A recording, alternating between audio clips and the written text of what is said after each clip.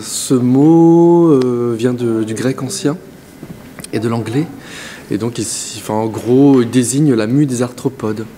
Ce sont les invertébrés qui perdent leur carapace quand ils font leur mue, tout simplement. Pour avoir des nouveaux organes, des nouvelles couleurs chatoyantes. Moi, ce que j'aime dans ce titre, c'est qu'il n'est pas... Il incite le spectateur à être actif. Donc, il nous incite à bouger la bouche autrement, à l'ouvrir, ekdissis. Donc, c'est particulier, c'est quelque chose dont on n'a pas l'habitude. Et cette pièce, c'est ce qu'elle veut... C'est ce qu'elle entend en fait, c'est-à-dire aussi, il y a de l'ordre de sortir de ses habitudes, de voir les choses autrement, d'ouvrir son esprit, son regard. Alors de quoi parle ekdissis? Pour commencer, au niveau du corps, il s'agit d'un état de corps imposé, qui est la verticale, les marches, puis qui va vers un corps d'une verticale qui se déconstruit, qui prend des formes, qui se disloque, qui devient en 3D, donc qui va vers la rondeur et qui s'émancipe, se libère. Il y a cette idée aussi que on est dans un certain fonctionnement dans ce monde actuel, ou même dans le monde d'avant.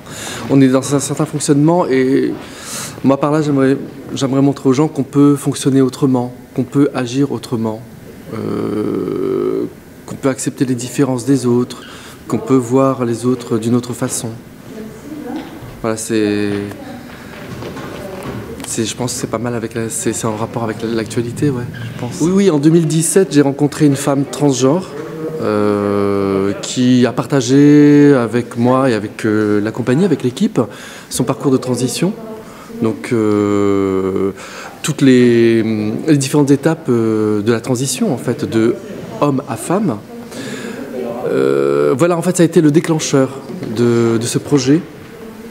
Donc moi, j'ai pas voulu faire une pièce documentaire sur la transition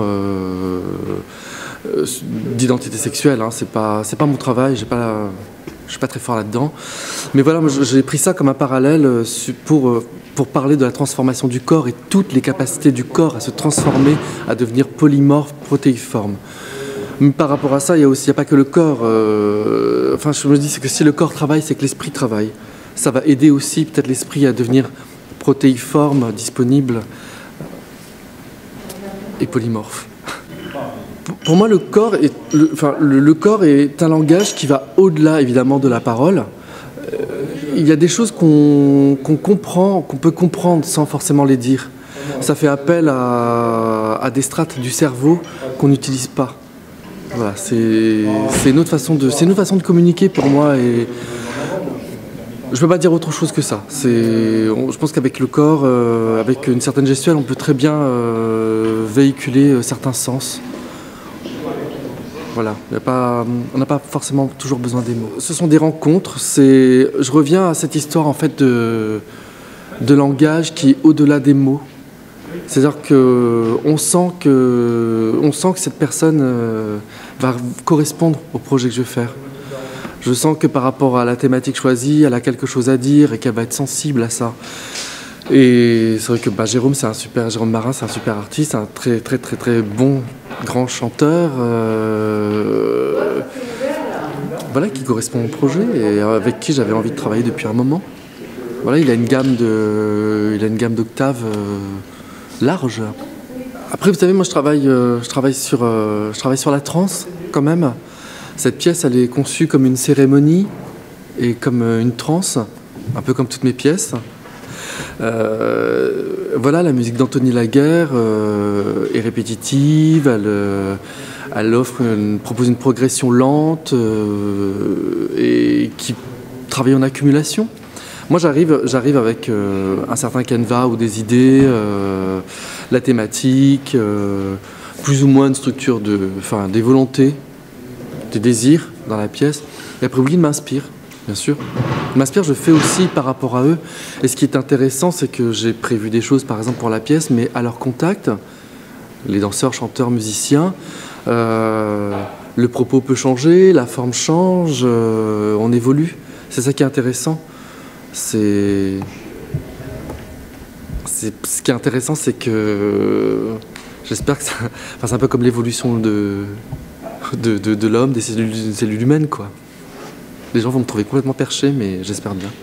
Donc pour la première partie de la pièce, on travaille sur cette partie où le corps est vertical, on travaille sur la détermination par rapport à un but qu'on veut atteindre ou notamment par rapport à une transition sexuelle qu'on veut faire. Voilà, c'est inspiré de ça. Donc j'ai décidé de travailler sur une série de marches. Là, moi j'arrive, on répète, je dis bon voilà, j'aimerais bien qu'on travaille sur des marches qui durent un certain temps pour emmener le spectateur dans un état de transe ou d'état de conscience modifié. Voilà, je cherche un peu des états de corps. Après, je cherche aussi comment ça se dessine dans l'espace. Voilà, moi je suis pas un grand écrivain de la danse, en fait, du mouvement. Moi, mon travail, c'est beaucoup la géométrie, le dessin dans l'espace. C'est là où je me débrouille plutôt bien. Il y a d'autres personnes, d'autres chorégraphes qui écrivent très très bien le mouvement. Oui, j'ai un travail plutôt de graphique et géométrique. Et je suis nul en géométrie, je suis nul en maths, mais j'adore ça. Voilà, après je m'inspire de peinture, de dessin, de musique beaucoup aussi. Voilà, moi je vais voir des expos, voilà, je me suis inspiré de pas mal de sculpteurs, sculptrices, de peintres pour cette pièce. Comme Miro, il y a eu une grande expo Miro récemment, donc comment cette disposition sur les toiles avec des taches, des lignes, voilà, je m'en inspire pour les dessins des déplacements dans l'espace. Donc par rapport à la pièce, c'est vrai qu'on part de quelque chose de vertical, minéral presque, comme des troncs d'arbres. Et on va, bon c'est quand même organique un tronc d'arbre, mais on va vers des formes organiques, plus rondes. Il faut que le spectateur, non c'est pas il faut, moi ce que je souhaite c'est que le spectateur fasse son chemin là-dedans. Je vais pas lui dire il faut voir ça dans la pièce, il faut absolument voir ça, il faut sentir ça. Non, non, non. Le spectateur, moi je propose des pièces où le spectateur va faire travailler son imagination et il va y voir ce qu'il veut. De ressentir ce qu'il veut. De ressentir ce qu'il veut, ouais, c'est très important. Moi, si le spectateur ferme les yeux pendant 50 minutes de la pièce et qu'il écoute la musique ou qu'il entend les pas et qu'il vit cette expérience, j'ai fait mon travail. C'est super. Et s'il s'endort, c'est bien aussi. C'est que j'ai fait mon travail, je l'ai détendu.